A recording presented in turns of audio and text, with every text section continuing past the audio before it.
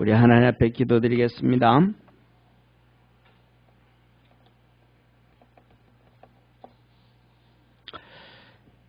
우리를 많이 사랑하시는 참 좋으신 하나님 아버지, 우리를 날마다 하나님의 품 안에 잡아주시고 우리를 아버지 하나님 십자가의 보혈로 모든 죄와 허물을 다 사하여 주시고 주님께서 우리를 정금같이 훈련시키시고 연단하시고 하나님 앞에 섰을 때 점도 흠도 없도록 축복하시고자 하시는 우리 하나님의 은혜에 감사합니다.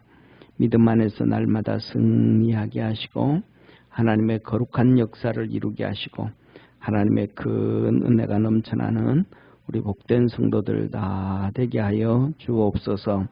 전능하신 아버지 하나님, 우리 믿음의 모든 성도들이 그리스도 예수 안에서 날마다 승리하길 원합니다. 하나님께서 축복해 주옵소서. 승리하기 위해서는 아버지 하나님 계시록 2장 3장 7교회에 말씀하시길 성령이 교회에 하시는 말씀을 들으라. 성령님께서 우리에게 주시는 음성을 들어야 된다고 합니다. 성령의 음성을 듣기 위하여 성령 충만함을 주시고 성령 세례로 물 부어 주시고 하나님의 거룩한 역사 가운데서 믿음으로 승리하게 하옵시고 그래서 하나님이 주시는 성령의 능력과 은사로 열매로 승리하는 축복의 성도들 되게 하옵소서.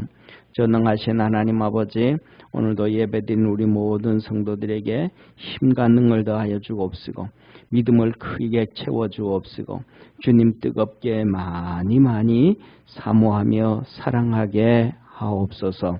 전능하신 하나님 아버지, 이 시간 우리 예언주 권사님 하나님 앞에 감사의 물 드립니다. 주께서 축복하여 주시고 은혜 베푸시고 날마다 소망하며 성령 충만함을 소망합니다. 주께서 성령을 물붓듯 부어 주옵시고 또 병원에 입원해 있는 아버지 우리 친정 아버지를 치료하여 주시고 영혼을 구원하여 주시고 믿음 안에서 강건하게 하옵시고 또 아버지 하나님 믿음의 아들 홍석이 또 아버지 하나님 고기 전파를 타게 하시고 하나님의 은혜 안에 있게 인도하여 주심에 감사합니다. 아버지 하나님 그 영혼을 구원하여 주시고 생각을 구원하여 주시고 환경을 구원하여 주시고 아버지 하나님 육체를 구원해 주셔서 우리 주님으로 하나 되어져 가게 하옵소서. 그래서 하나님의 거룩한 역사를 이루는 아버지 하나님, 하나님께 영광을 크게 돌리는 음악가 되도록 인도하여 주옵소서. 영광 받아 주시기를 바라옵고 예수님의 이름으로 기도드립니다. 아멘. 우리 하나님 말씀 같이 보겠습니다. 계시록 1장 1절에서부터 우리 한 절씩 교독하겠습니다. 7절까지 한 절씩 교독합니다. 예수 그리스도의 계시라. 이는 하나님이 그에게 주사 반드시 속히 될 일을 그 종들에게 보이시려고 그 천사를 그 종 요한에게 보내어 지시하신 것이라. 요한은 하나님의 말씀과 예수 그리스도의 증거 곧 자기의 본 것을 다 증거하였느니라. 이 예언의 말씀을 읽는 자와 듣는 자들과 그 가운데 기록한 것을 지키는 자들이 복이 있나니 때가 가까움이라. 요한은 아시아에 있는 7교회에 편지하노니 이제도 계시고 전에도 계시고 장차 오실 이와 그 보좌 앞에 7 영과 또 충성된 증인으로 죽은 자들 가운데서 먼저 나시고 땅의 임금들의 머리가 되신 예수 그리스도로 말미암아 은혜와 평강이 너에게 있기를 원하노라. 우리를 사랑하사 그의 피로 우리 죄에서 우리를 해방하시고 그 아버지 하나님을 위하여 우리를 나라와 제사장으로 삼으신 그에게 영광과 능력이 세세토록 있기를 원하노라. 아멘. 아멘. 우리 7절 합독하겠습니다. 볼지어다 구름을 타고 오시리라. 각인의 눈이 그를 보겠고 그를 찌른 자들도 볼 터이요 땅에 있는 모든 족속이 그를 인하여 애곡하리니 그러하리라. 아멘. 예, 우리 옆에 있는 성도들하고 한번 인사합시다. 우리가 복된 사람입니다. 예, 오늘은 계시록 1장 1절에서 7절 예수 그리스도의 계시 네 번째 시간입니다. 오늘 첫 번째 이렇게 말씀하셔요. 한번 보세요. 1절에 예수 그리스도의 계시라 이는 하나님이 그에게 주사 반드시 속히 될 일을 그 종들에게 보이시려고 천사를 그 종 요한에게 보내어 지시했다라고 말씀하셔요. 첫 번째 예수 그리스도의 계시. 두 번째 지난번에 말씀드렸으니까 본문에 보면 오늘 1절에는 천사를 통해서 말씀하셨다 그랬는데 이 성경에 보면 천사를 통해서도 말씀을 하시고 우리 주님이 직접 나타나시기도 하시고 그렇습니다. 그래서 이렇게 그런데 이제 오늘 여기에서는 그냥 첫 번째 천사를 통해서 말씀하셨다. 그렇게 돼 있고 말씀하셔요. 속히 될 일들이더라. 두 번째 이렇게 말씀하셔요. 2절에 요한은 하나님의 말씀과 예수 그리스도의 증거 곧 자기의 본 것을 다 증거했다. 사도 요한이 자기가 본 모든 것을 증거했다. 그것을 증거했다. 그래서 이 부분에 관련돼서는 우리 앞에 유튜브를 통해 가지고 3시간 3번에 걸쳐서 말씀을 드렸으니까 그걸 보고요. 오늘 세 번째로는 가장 복된 자. 성경에서 이렇게 말씀합니다. 가장 복된 자가 누구냐? 3절에 보면 이래요. 한번 같이 읽습니다. 시작. 이 예언의 말씀을 읽는 자와 듣는 자들과 그 가운데 기록한 것을 지키는 자들이 복이 있나니 때가 가까우면이라. 여기서 보면 이 가장 복된 자에 대해서 말씀하시면서 세 명을 얘기해. 첫 번째로는 읽는 자가 복되다.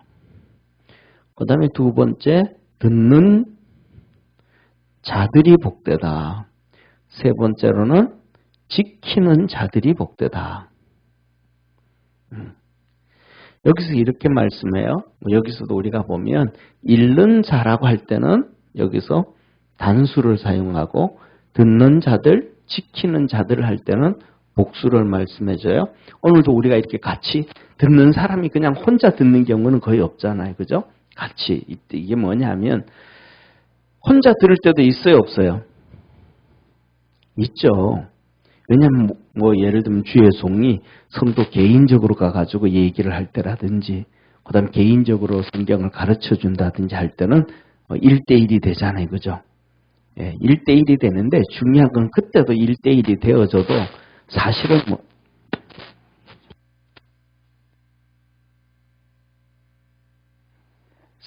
뭐냐면 1대1이라 그래도 그거는 단수가 안 되어지고 복수가 되어지는 거예요. 둘이 앉아서 얘기하는 거니까. 그러니까 그냥 목사가 성도한테 얘기를 하지만 그 얘기가 목사 자기에게는 상관없고 성도에게만 상관이 있다. 그거 아니에요. 메시지를 전하면 전하는 자나 듣는 자나 그 말씀 앞에서는 동일하다는 사실을 기억하기를 바랍니다. 그래서 뭐냐면 많은 사람들이 그런 얘기를 하는 거예요. 어떤 데는 보면 말씀을 전하고 나면 저거 나한테 그건 자기한테 얘기하는 것뿐만 아니라 우리 다에게 또 말씀을 전하는 본인에게도 얘기하는 거예요. 그 말씀이 하나님 앞에서 우리는 다 이렇게 칭찬을 받게 되어지고 상급을 받게 되어지고 책망을 듣게 되어지고 징계를 받게 되어지는 게 전부 그 하나님의 말씀이에요. 그래서 야고보서에서는 그렇게 말씀하세요. 선생된 우리 선생된 우리들아, 그 너희들아 그래요. 그러면서 한 얘기가 너희가 먼저 심판받을 줄 알지 못하느냐. 말씀을 전하는 자가 더 중하다 이 말이야. 지난주에 우리가 가장에 대해서 말씀을 드렸잖아요. 한 부분. 가정의 주의를 얘기하면서 거기서도 똑같은 거예요. 누가 타락을 먼저 했어요? 하와가 타락했잖아요. 선악과를 따먹고. 그리고 그걸 가지고 신랑한테 너 먹어 그랬잖아요.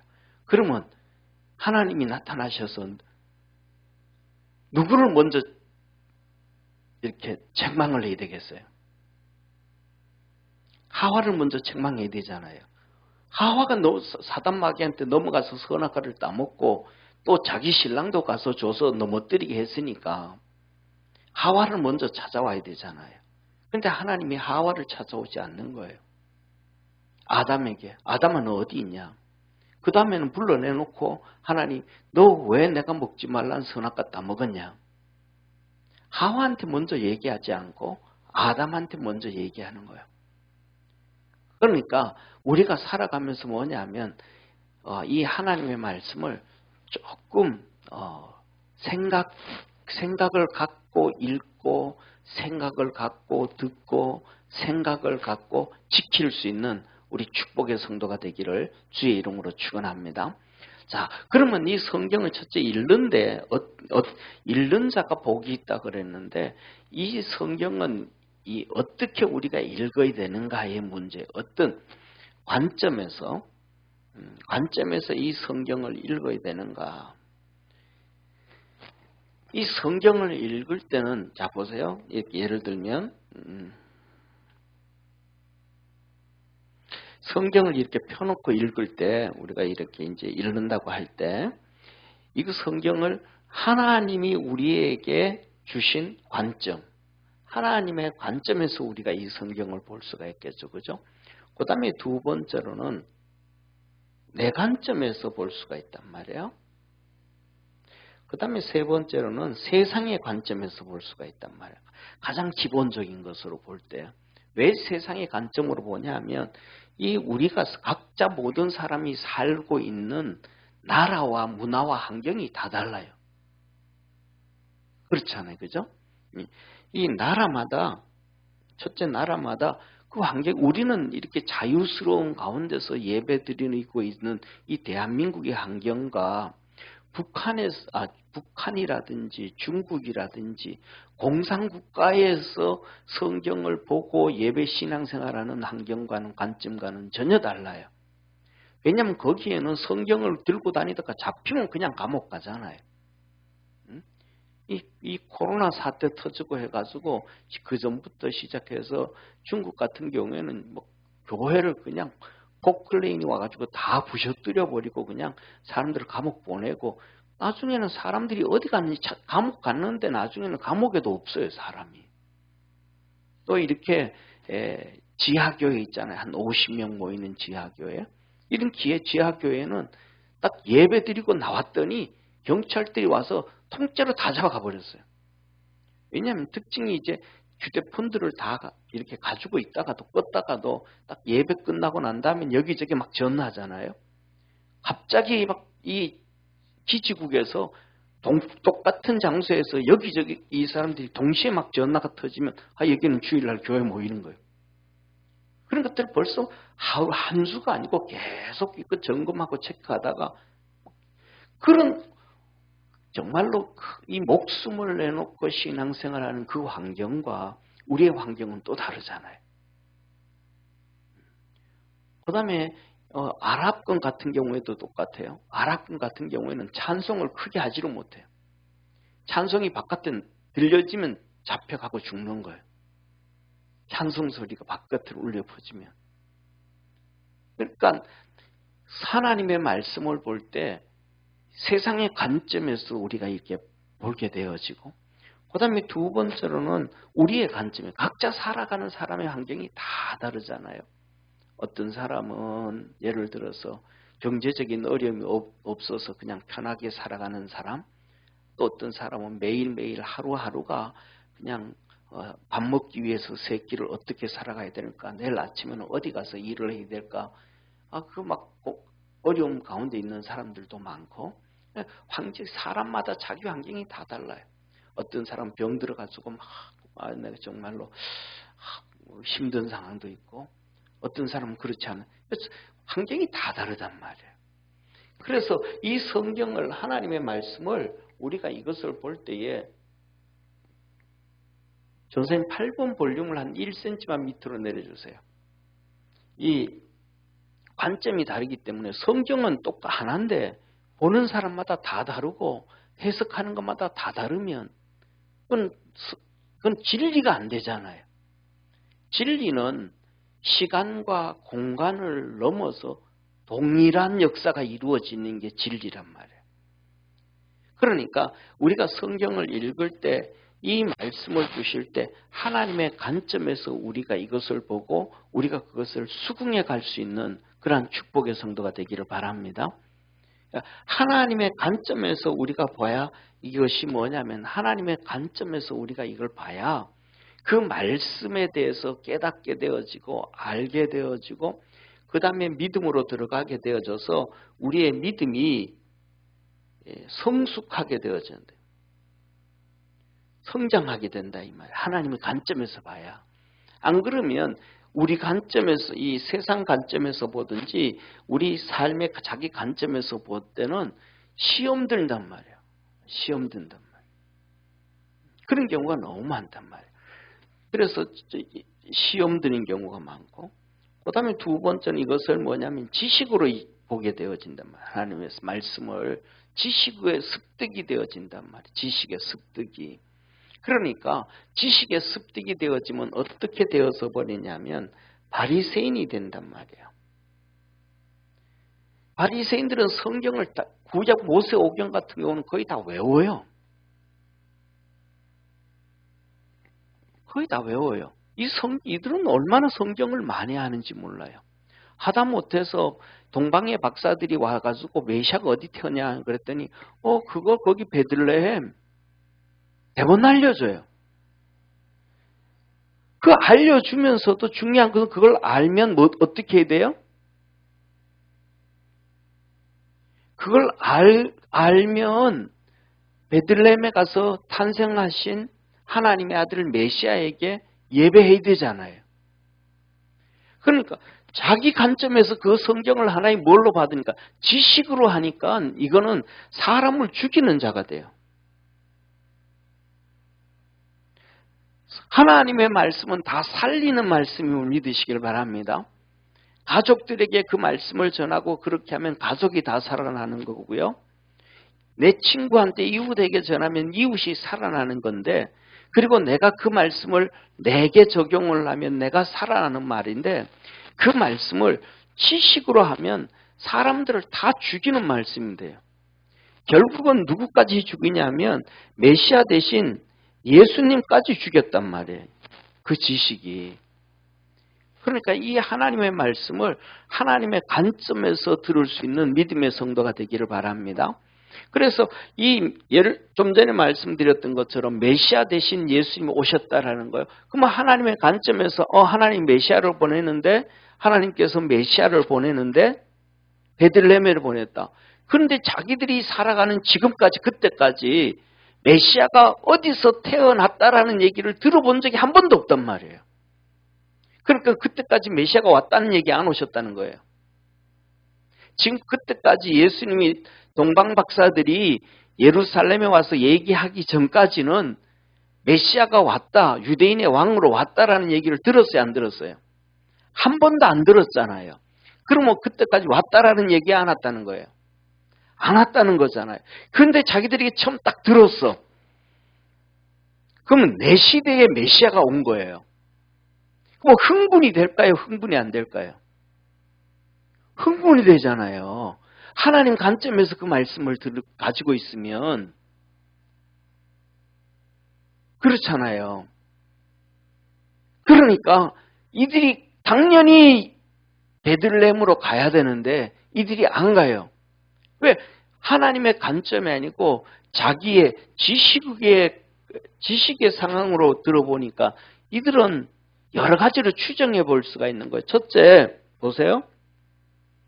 아니 우리가 유대인인데 그리고 바리새인이고 우리가 유대인인데 하나님께서 메시아가 태어나면 우리한테 알려주지 왜 이방인 당신들 박사들한테 알려주겠냐. 말도 하지 마라. 그렇게 무시해버릴 수도 있잖아요. 그죠?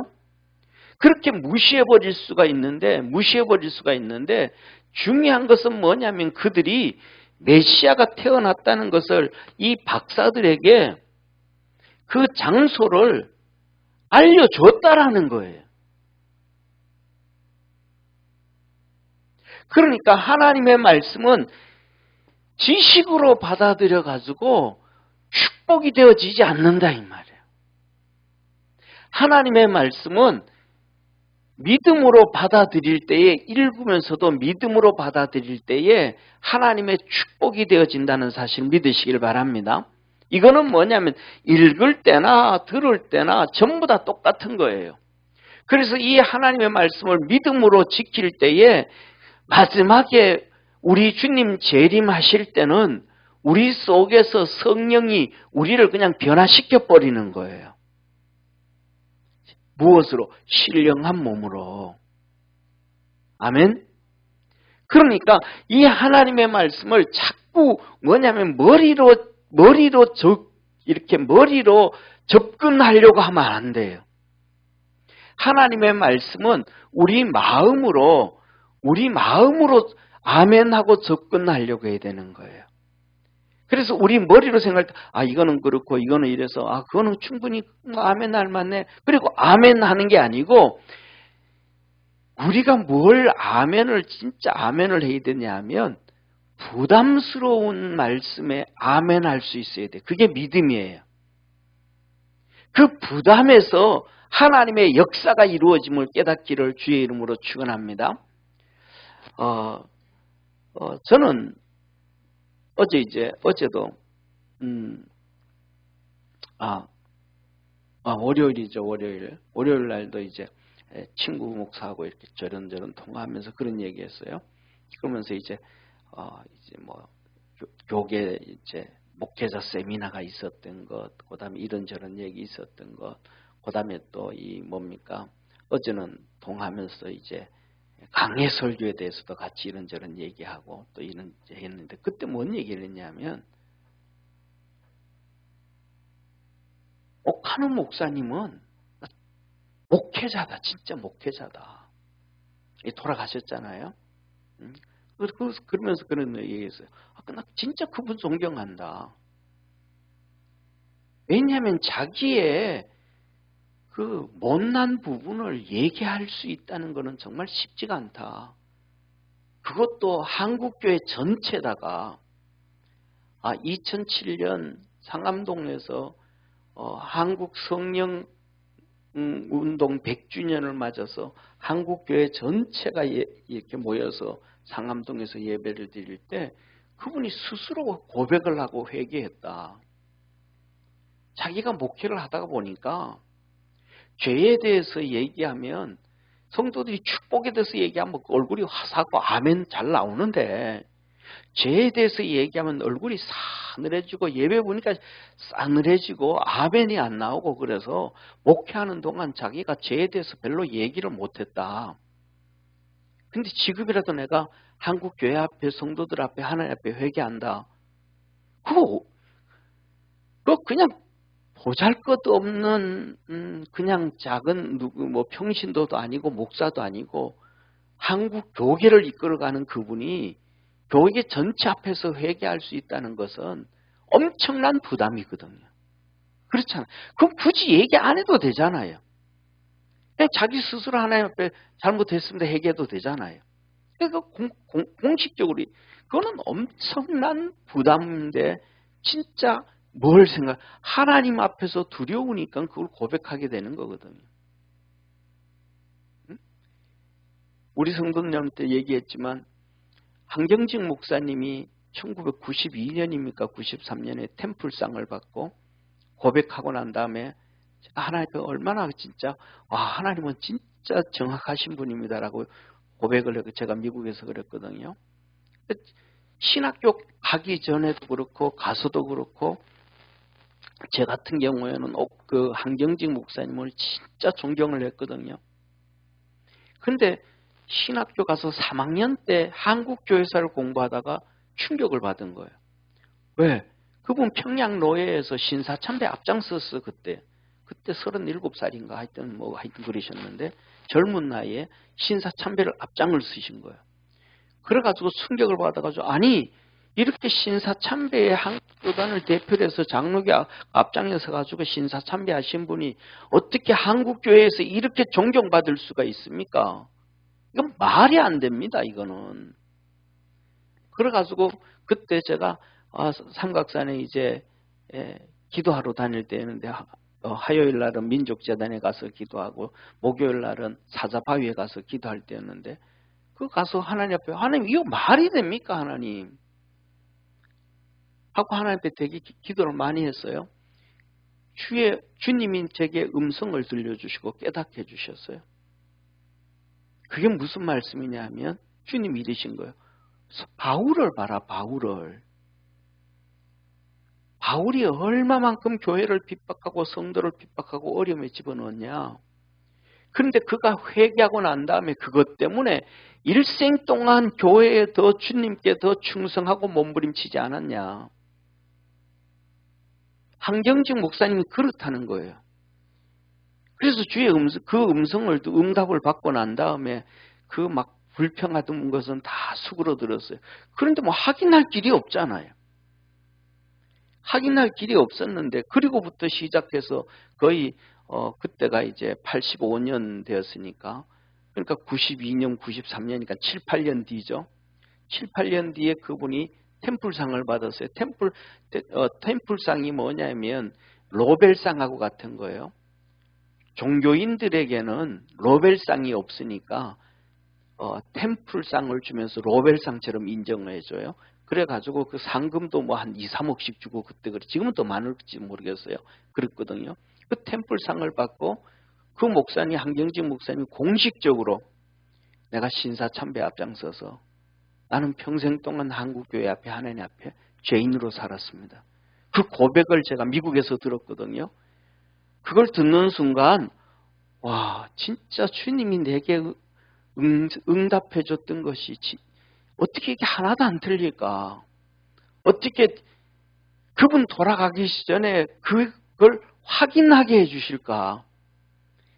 다른 분들은 그분이 얘기하신 거에 대해서 별로 그렇게 민감하게 반응이 없었을 거야 아마. 근데 저 같은 경우는 엄청나게 그렇게 민감했거든요. 그게 뭐냐면 똑같은 거예요. 하나님 앞에 지식으로 사는 게 아니고 이제는 진짜 하나님 말씀 앞에 서가는 거예요.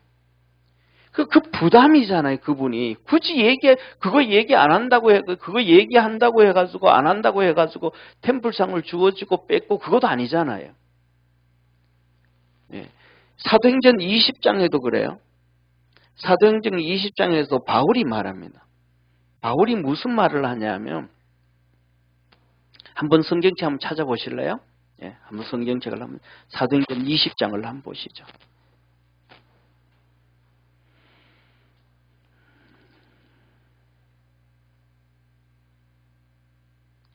사도행전 20장 한번 보시죠.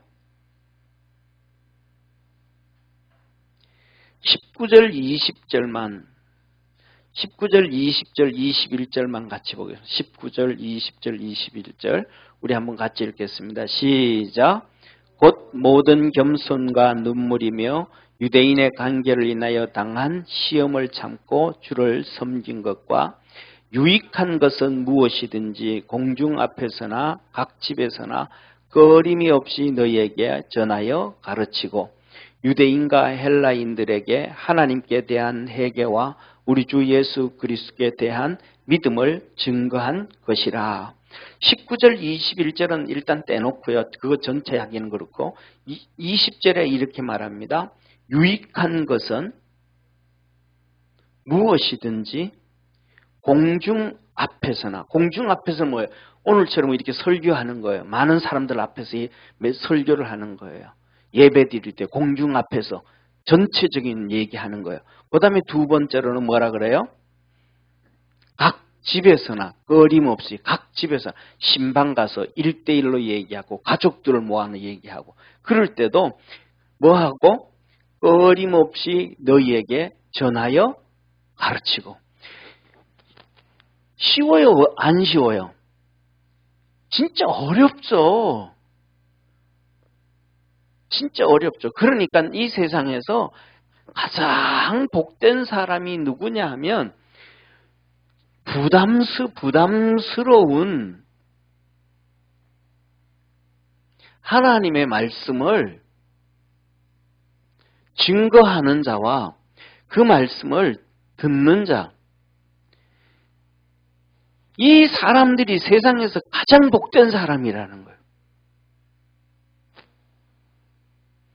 하나님의 말씀을 전할 때 자기가 부담되어지는, 목사가 부담되어지는 말씀 있잖아요. 그런 거 그냥 쓱 빼고 다른 거 전해 되잖아요. 그 부담스러운 말씀 구절 빼고 다른 구절 그냥 집어넣어도 되잖아요. 그런데 그 부담스러운 것을 전하는 주의 종이 복된 사람인 거예요. 그리고 성도들이 들을 때 보면 하나님의 말씀을 들을 때 여기도 이렇게 우리 여러 명 앉아 있잖아요. 예를 들면 여현주 권사님한테는 부담이 안 돼.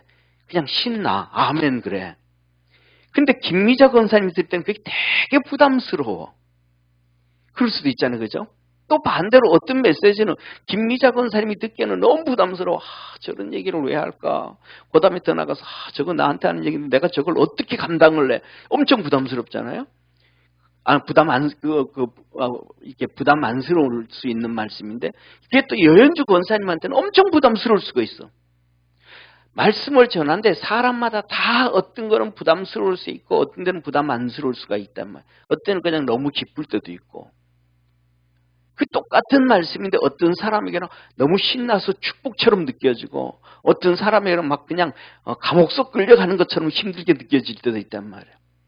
그런데 중요한 것은 그 부담스러운 하나님의 말씀 앞에 내가 아멘하고 믿음으로 달려가고 일어서는 것이 가장 큰 축복임을 믿으시길 바랍니다. 이게 하나님의 방법, 이게 하나님의 역사예요. 그래서 대표적으로 한번 보세요. 신구약 성경의 선지자들을 통해서 기적이 일어났던 사건들. 그 다음에 두 번째 신약 성경에서 마태, 마가, 누가, 요한복음에 예수님께서 기적을 일으키고 병을 치료해 주신 사건들. 그거 한번 보세요. 그 환자들이, 첫째로는 환자들이 전부 자기에게 부담스러운 얘기를 해요. 그런데 그 부담스러운 말씀을 아멘하고 나갈 때 기적이 이루어진 거예요. 할렐루야. 이게 하나님의, 그러니까 너가 부담스러운 걸 부담으로 느끼지 말고 하나님의 말씀으로 느끼라는 거예요. 신약성, 우리가 아까 좀 전에 처음 시작하면서도 아담과 하와가 선악과를 따먹으라는 얘기 있잖아요. 그 선악과를 하나님이 아담과 하와에게 따먹지 말라 그랬잖아요. 그 말씀이 부담스러워요? 신나는 말씀 같아요? 우리 여현주 권사님, 그 말씀이 선악과를 따먹지 말라는 말씀이 신나는 말씀 같아요? 부담스러운 말씀 같아요? 부담스러운 거예요. 한번 보세요. 아니, 하나님이 선악과를 만들려면 못생긴 모가처럼 만들든지 똘배처럼 만들어 놓으면 될 텐데, 하와가 그 마귀하고 얘기할 때 그 선악과를 따먹을 때 뭐라, 보암직하고 먹음직하고 지혜롭게 할 만큼 탐스럽도록, 이걸 먹지 말라 그러니까 얼마나 부담스럽겠어요. 지나다닐 때마다, 야, 진짜 잘생겼다. 와, 진짜 저거 먹으면 무슨 맛일까? 이런 막 충동이 속에서 막 안 올라오겠어요. 그렇잖아요. 전유주 권사님. 먹기 좋아하시는데.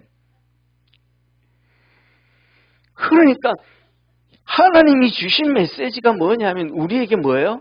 진짜 부담스러운 것들이 너무 많은 거예요. 그러니까 하와가 그 성경에는 기록이 안 됐지만은 그 상황을 전체를 보면 하와는 선악과 나무 밑에 가서 맨날 뱅뱅 돌아. 맨날 한두 번 돈 것도 아니야. 하나님이 그랬잖아요. 이 하나님이 천지를 창조하신 것을 다스리고 정복하라 그랬잖아요. 그럼 아담하고 둘이 가가지고 막 그 일 하면 되잖아요. 근데 아담이 하나님이 하와를 만드실 때 아담을 보면 아담은 하나님 말씀에 충실해요. 그 선악과 나무 밑에 갈 여유가 없어. 그러니까 안 보니까 아예 괜찮은 거예요. 그래서 막 일 열심히 하니까 땀을 뻘뻘 흘리고 그러잖아요. 힘들고. 그러니까 주님이 독처하는 것이 좋지 않아서. 그러면 누구도 하와도 아담 따라서 열심히 같이 따라다니면 될 텐데 안 따라다니. 너는 네 혼자 고생해. 나는 좀 쉴게. 그래서 뭐 성경에는 기록이 안 됐지만 동산 여기저기 돌아다니다 보니까 선악과 나무 밑에 가는데 먹고 싶고 탐스럽고 저거 더울 때 먹으면 목이 얼마나 시원할까. 뭐 이런 상상의 날개도 안 펴겠어요. 그죠? 그러다가 누구한테 걸린 거예요? 마귀한테 딱 걸린 거죠. 근데 마귀가 그걸 뭐라 그래요? 너 이거 먹으면 하나님 같이 돼. 선악과 먹지 말라 그랬던 하나님 말씀이 상당히 부담스러워. 그런데 그 말씀을 지키면 축복인 거예요. 할렐루야. 우리에게 주신 하나님 말씀도 우리가 부담스러운 것이 지키면 축복이 되는 거예요. 그것이 하나님의 은혜가 되고 그것을 통해서 우리에게 하나님이 우리 삶 속에 쑥 들어오셔서 기적을 만들어 주시고 은혜 베풀어 주시고 믿음을 성장시켜 주시는 거예요. 할렐루야. 그리고 그 다음에 두 번째로 이 듣는 것도 똑같이 읽는 자도 그렇고 듣는 것도 똑같이 부담스러워. 그 다음에 세 번째는 뭐예요? 부담스러운 것을 지키는 거예요. 지키는 거예요. 우리 믿음의 성도들이 하나님 말씀을 한번 지켜보기를 주의 이름으로 축원합니다.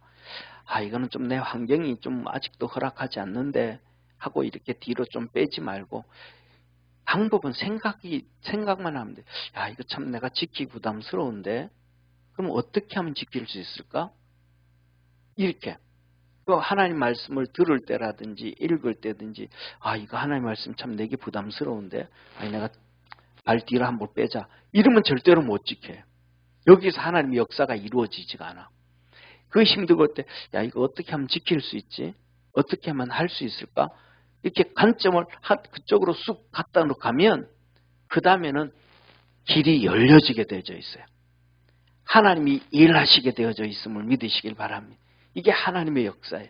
그러니까 거기에서 이렇게 좌로나 우로나 그랬잖아요. 하나님께서 계시록에 보면 네가 차든지 뜨겁든지 해라.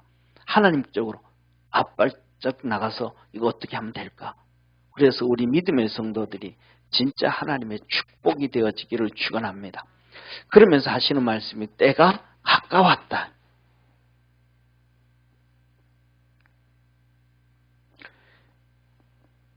이 말씀이 오늘 궁극적으로 하면 종말이 가까웠다라는 말씀인데 이 말씀을 우리 현실로 적용을 해보면 이 하나님의 말씀을 우리가 그 말씀을 읽고 듣고 지키면 하나님의 역사하심이 우리에게 다 와 있다 이 말이에요. 아멘. 그 하나님의 역사가 우리 삶 가운데 다 와 있다. 그래서 계시록에 그러잖아요. 내가 문 밖에 서서 두드리노니 그냥 문만 열고 영접만 하면 내가 너에게로 들어가서 너는 나와 함께 먹고 마시고 나는 너와 함께 먹고 마시고 주님이 금방 하신다는 거잖아요. 예를 들면 38년 된 병자가 누워있단 말이에요. 베데스다 연못에. 움직이지를 못해. 막 꿈쩍꿈쩍 하다 보면 벌써 다 들어갔어. 근데 예수님 뭐라 그래요? 네 짐을 질고 가라 그러잖아요. 그러면 하는 행동이 똑같은 거거든요. 물이 막 이렇게 천사가 내려와서 물을 동할 때 그것까지 가지면 꿈쩍꿈쩍 떼야 돼요? 꿈쩍꿈쩍 안 돼야 돼요? 꿈쩍꿈쩍 떼야 되잖아요.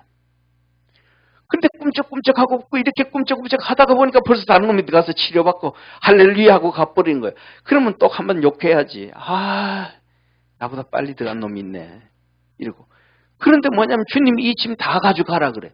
그러면 이 38년 된 환자가 그 말씀을 듣고 아니 내가 몸도 못 움직이는데 이 무거운 걸 어떻게 들고 가냐고. 이렇게 불평할 수 있단 말이에요. 부담스러운 말이 있습니까? 무거운 다시. 근데 뭐예요?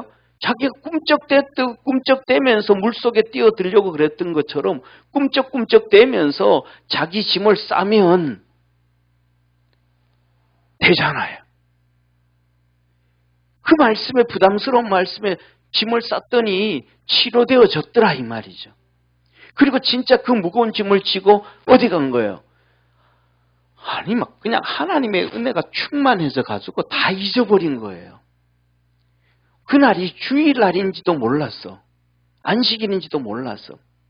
그거 무거운 걸 들고 교회 가야 되는지도 몰랐어. 그냥 그렇게 말씀에 부담스러운 말씀에 순종하다 보니까 몸이 벌써 치료되어서 버렸고 그 주님의 은혜에 빠져버렸고 그 은혜에 빠져가지고 그 무거운 짐을 그 막 냄새 나는 짐을 성전에 들고 가가지고 막 그냥 춤추고 막 난리를 피운 거예요. 그랬더니 사두개인들이 바리새인들이 야 너 왜 주일 안식일 날 하지 못한 이 짐 들고 다니냐 너. 그래서 이렇게 봤더니 그 베데스다 앞에 맨날 누워있던 놈이야. 38년 동안 병들었었으니까. 너 누가 이거 들고 가라 그랬냐? 모른다고. 내 병 고쳐준 사람이 들고 가라 그래서 들고 왔다고. 이제는 그 부모들까지도 성전에 왔어요. 다 아는 거예요. 그 환자의 부모가 누군지 아는 거예요. 그 환자 부모에게 야, 제 병 고쳐준 사람 누구냐? 저 병 고쳐준 사람 누구냐? 누가 저 짐 들고 가라 그랬냐? 그때 부모가 알아. 예수님인 줄 알아. 근데 그 성경에 뭐라 그래요? 부모들이 나는 모릅니다. 둘 다. 부모가 모른다 그러는 거 부인해버린 거예요. 성경에 뭐라고 말씀? 왜 부인했냐 그래? 부담스러워서. 그거 예수님하고 예수님을 안다 그랬다 그러면 유대인들로부터 추방당하니까. 유대교에서 추방당하니까. 자기 부담스럽기 때문에 모른다 그랬어요. 부모가. 그리고 한 얘기가 뭐예요? 제가 다 컸으니까 병 고치네 쟤한테 물어보라고. 병 고치네 쟤한테 물어보라고. 자기 앞에 와 있는 축복을 발로 차버리는 거예요. 발로 차버리는 거예요. 예수님이 그 성전에 갔잖아요. 그랬더니 이 사람이 본 거예요. 이 사람 예수님이 고쳐줬다고. 예수님이 고쳐줬다고. 그러면서 이들이 예수님을 막 비난하잖아요. 그랬더니 예수님이 그랬잖아요. 야, 이 녀석들아. 너희들 소가 양이 웅덩이에 빠져서 죽어가고 있다고 해봐라. 안식일날 네 소 안 끄집어낼래? 양 안 끄집어낼래? 하물며 하나님의 백성이 죽은 가운데에서 건져내는 게 그게 뭐 잘못이냐? 바리새인들 이 사람들이요 하나님의 말씀을 생명으로 받아들이지만 하고 율법으로 지식으로 받아들이고 있대요. 우리 모든 믿음의 성도들이 그 말씀을 지키고 가면 그게 내게 금방 우리 삶 속에 금방 와서 역사되어지고 하나님의 은혜가 이루어지고 하나님의 축복이 이루어짐을 믿으시기를 바랍니다. 그래서 저와 여러분 오늘 우리가 살아가면서 가장 축복의 사람은 누구냐 하면 두 종류의 사람들입니다. 첫째, 어떤 목사가 제일 행복한 목사냐 하면 하나님이 이 사도 요한에게 되었던 거죠. 하나님의 말씀 주신 것을 다 전할 수 있는 사람이 본인에게 부담이 되어지든 그 말씀을 전했을 때 성도들이 들었을 때 부담이 되어지든 그 부담을 안고 다 증거할 수 있는 목사가 가장 복된 목사예요. 그 관점에서 볼 때면 세상에서 이렇게 크게 명성을 얻고 크게 목회하는 목사보다는 작고 작은 교회 목회하는 목사가 제일 행복한 목사고 그것보다가 더 행복한 목사는 부부가 앉아서 예배 드리는 목사가 제일 행복한 목사고 다 저는 뭐 뻔한데 뭐 다 하는데 뭐 무전할 게 뭐 있고 안전할 게 뭐가 있어요. 그런 관점에 보면, 세상 관점에서 보면 큰 교회, 멋있는 교회가 좋을 때 그럼 거기서 목회하는 게 좋지만은 실질적으로는 제일 부담 없이 할 수 있는 거는 부부가 앉아서 예배 드리는 목사가 제일 축복된 목사 중에 다 얘기할 수 있으니까. 그 다음에 두 번째로는 뭐냐, 어떤 성도가 가장 큰 축복이냐 하면 바벨탑을 많이 안 쌓아놓은 성도가 제일 큰 축복이에요. 이 바벨탑은 뭐냐면 성경의 지식에 대한 바벨탑, 세상 지식에 대한 바벨탑, 세상 명예에 대한 바벨탑, 세상 돈에 대한 바벨탑, 세상 것을 다 쌓아놓고 나면 그 하나님 말씀을 지킬 때가 되면 부담스러운 거예요. 이 바리새인들이 그래, 바리새인들이. 이 바리새인들이 예수님의 말씀을 들을 때 거기에 뭐가 있더라? 능력이 있었더라. 할렐루야. 다른 랍비들하고는 달랐더라. 그런데 그 말씀 앞에, 부담스러운 말씀 앞에 무릎을 꿇지를 못하는 거예요. 그들이 쌓아놓은 바벨탑이 너무 크니까. 자기들이 쌓아놓은 바벨탑을 지키기 위해서 예수님을 십자가에 죽이잖아요. 방법이 없잖아요. 그리고는 예수님이 살아나올 것 같으니까 강도 바나바를 내놔라고 막 소리지네. 강도 바나바를. 야, 내가 쌓아놓은 이 바벨탑 이거 안 무너지고 이거 유지하기 위해서는 차라리 저 강도를 끄집어내는 게 낫지. 예수님 끄집어내면 이건 다 무너진다, 안 된다. 불쌍한 사람. 그래서 뭐냐면 우리가 세상에서 이 쌓아놓은 게 없는 사람이 두 번째로는 가장 축복된 사람이에요. 할렐루야. 하나님 말씀을 들어도 그냥 부담 없이 아멘 할 수가 있어요. 쌓아놓은 게 없으니까. 쌓아놓은 게 없으니까. 얘는 뭐 시골에도 똑같잖아요. 성경에서 그것을 평토장이라는 평토장. 시골에서도 보면 꼭 뭐냐면 묘는 언덕 위에다가 이렇게 산봉우리가 이렇게 있으면 이렇게 산이 이렇게 있잖아요. 그러면 꼭 사람 다니는데 중간중간 묘를 써놓잖아요. 꼭. 그러니까 지고 뭐 일하고 오다가도 꼭 묘를 이렇게 빙 둘러가야 되잖아요. 빙 둘러가야 된단 말이에요. 그런데 뭐냐 하면 잘 사는 사람, 부자, 양반도 뭐 가문이 있는 사람. 그 사람들은 무덤을 왜 그렇게 크게 만들어놔? 작게 만들어 놓으면 그냥 조금만 돌아가도 되는데 크게 만들어 놓으니까 계속 옆으로. 요새 그래가지고 멧돼지들이 큰 무덤 다 그냥 바깥들이잖아요. 네, 죄송합니다. 하여튼 그러니까 뭐냐면 쌓아놓은 게 많으면 부담스러워. 그런데 진짜 뭐냐면 내가 쌓아놓은 게 많은데 그것을 허물어뜨릴 수 있는 사람은 진짜 축복의 사람이에요. 할렐루야. 왜? 하나님 말씀이 최고라고 알고 있으니까. 그 대표적인 사람이 니고데모와 요셉이에요. 니고데모와 요셉. 그래서 예수님이 십자가에 죽으셨을 때 니고데모와 요셉이 누구한테 가요? 이 빌라도한테 가서 예수님의 시신 내놔라. 우리가 장사해야 되겠다. 그래, 알았다. 줘가지고 이 니고데모가 향유 100근을 가져오고, 향유 100근을 가져오고, 그래서 예수님의 시신을 바르고 해가지고 이 요셉의 무덤에 둘이서 장사지. 그 두 명이 이스라엘 그 당시에 24명이었던 공회원, 요새로 말하면 국회의원이에요. 국회의원 24명의 국회의원 중에 2명이 니고데모하고 요셉이.